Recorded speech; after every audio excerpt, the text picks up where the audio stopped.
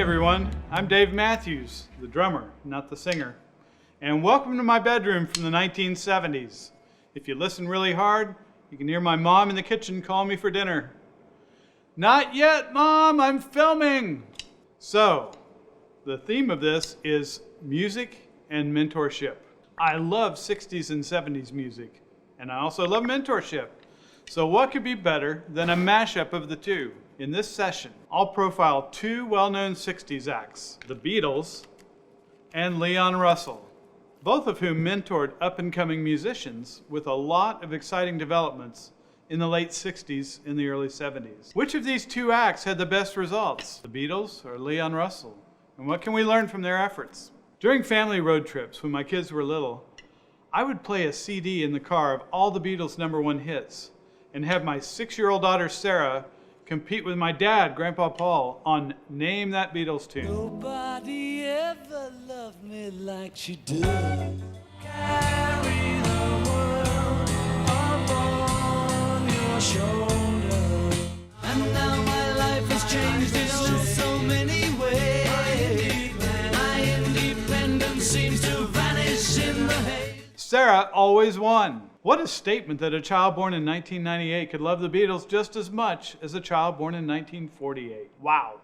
Many think the Beatles were an overnight success when they arrived in the USA in 1964 and had that Ed Sullivan moment that followed a phenomenon called Beatlemania. Most don't realize the group was actually formed in the late 50s and spent years, grueling years, honing their craft and practicing. 2 of those years in Hamburg, Germany, where they were playing 6 days a week in clubs there. The upshot was that all that performance and togetherness contributed greatly to their musicianship. It was indeed a long slog before a major stroke of luck back home in Liverpool in 1962 made them that overnight success. What was that stroke of luck? Meeting their manager, Brian Epstein, after a performance at Liverpool's Cavern Club. We proudly present the Beatles!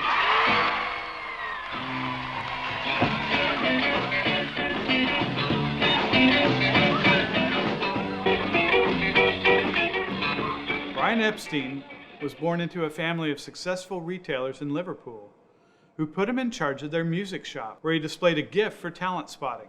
Although he had no experience of artist management, he put the Beatles under contract and insisted they abandon their scruffy image in favor of a new clean-cut look. Remember the haircuts? He then persuaded the legendary George Martin of EMI Group to produce their records. Oh, and he insisted they fired their drummer Pete Best and replace him with Richard Starkey, aka Ringo Starr. Sorry, Pete. Within months of those actions, the Beatles were international stars. Now, fast forward 5 years, and they were still mega stars, but a lot had changed. In 1966, they got tired of touring and live performance, and they became a studio band only for the rest of their time together. That was unheard of in the musical world, but the Beatles pulled it off.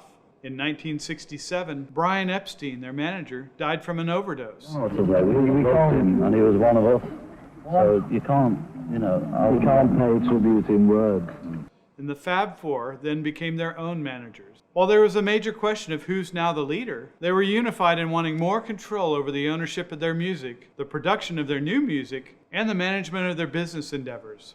So, in 1968, the Beatles created Apple Records. A side benefit of having their own record label was that the Beatles could invest and shape the development of new talent. Not so much to make a buck off them as to pay it forward. One of the most notable and first acts they signed was from the city of Swansea in South Wales, and they were called the Ivies. The band was introduced to them by their road manager, Mal Evans. Yes, the Beatles were loyal to their crew, keeping Mal on board, even though 3 years had passed since their last live performance. There were literally hundreds of bands out there that looked and sounded a bit like the Beatles, but these guys really sounded like the Beatles. And they were great songwriters. Maybe tomorrow I will love you. Their name was rather blasé, though. They were constantly getting confused with the Ivy League, another band, and they were subsequently renamed Badfinger, after a Beatles single originally named Badfinger Boogie, but you might better recognize it as A Little Help from My Friends, later made even more famous by Joe Cocker. Could the mighty Beatles shape this up-and-coming band into the next supergroup, while they themselves were on a rapid path to dissolution? We'll find out. Meanwhile, back in the States, I love saying that, an artist named Leon Russell, maybe not quite in the same league as the Beatles, but certainly holding his own, was approaching the zenith of his success as well. So please indulge me as I recount a memory of my childhood about Leon Russell. As a boy growing up in Oklahoma City, my family would pack up the station wagon and journey to my grandmother's house near Joplin, Missouri for just about every major holiday. Thanksgiving, Christmas, 4th of July, you name it. When we drove past Grand Lake in northeast Oklahoma, we knew we were getting close. Right on the shores of Grand Lake was the most magnificent mansion and recording studio, and I learned it was owned by Leon Russell, who grew up in Tulsa but made his fame in Los Angeles as a studio musician. Once famous, he came back home to Tulsa, bought the biggest mansion in town, and did things his own way from then on. Now, maybe you're not as familiar with Leon Russell as you are with the Beatles. So here's a little background. Here are a few of the hit records he performed on in the 60s.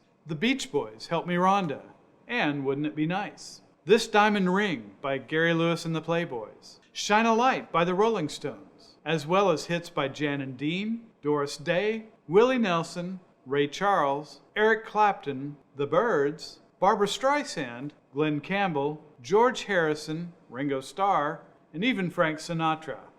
Wow. He also wrote hit songs made famous by other artists, including this one by the Carpenters. Don't you remember you told me you loved me, baby? You said you'd be coming back this way again, baby. Baby, baby, baby, baby, oh baby. I love you, I really do.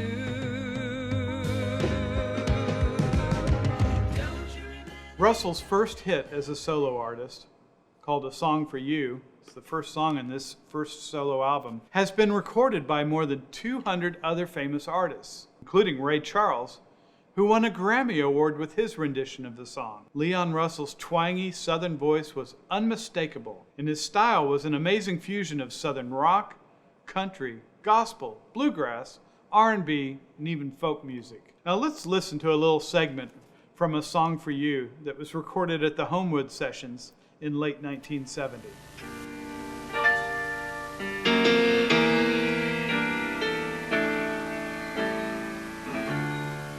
I love you in a place where there's no space and time. I love you for my life, you are a friend of mine. And when my life is over, remember when we were together, whoa, whoa, whoa. We were alone and I was singing this song to you.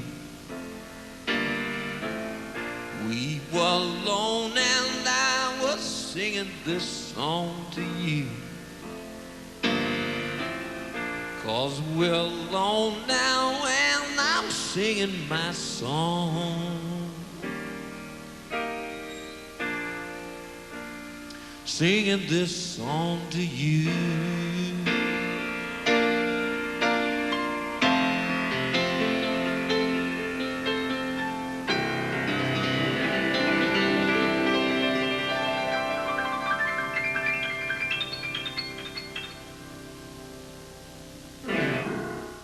Leon's range of writing, production, and performance is unparalleled. Listen to these amazing stats. 408 albums on which he received a credit, 251 total artistic credits, 37 different types of artistic credits. Examples would be piano, keyboards, arranger, guitar, organ, electric piano, bass, etc. Leon had 282 total writing credits of different types, including songwriter, writer, and composer. Leon also had 45 production credits. This is unparalleled. Even the Beatles couldn't keep up with that. Between 1970 and 1971, Leon Russell appeared to be everywhere all at once. He was at every major event in the pop music world in those 2 years, earning himself the self-titled moniker, the Master of Time and Space, which was also a line in his most famous song that you just heard.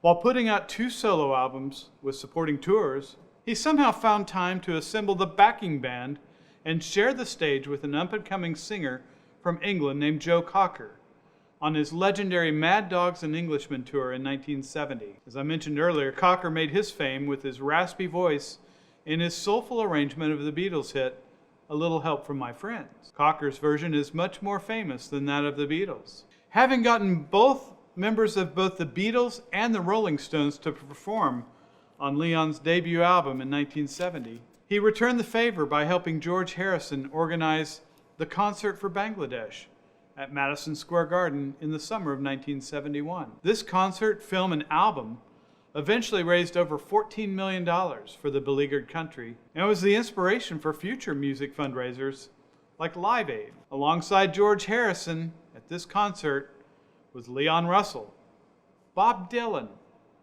Eric Clapton, Ringo Starr, and an up-and-coming English band called Badfinger, played backup to the Superstars. Take a listen.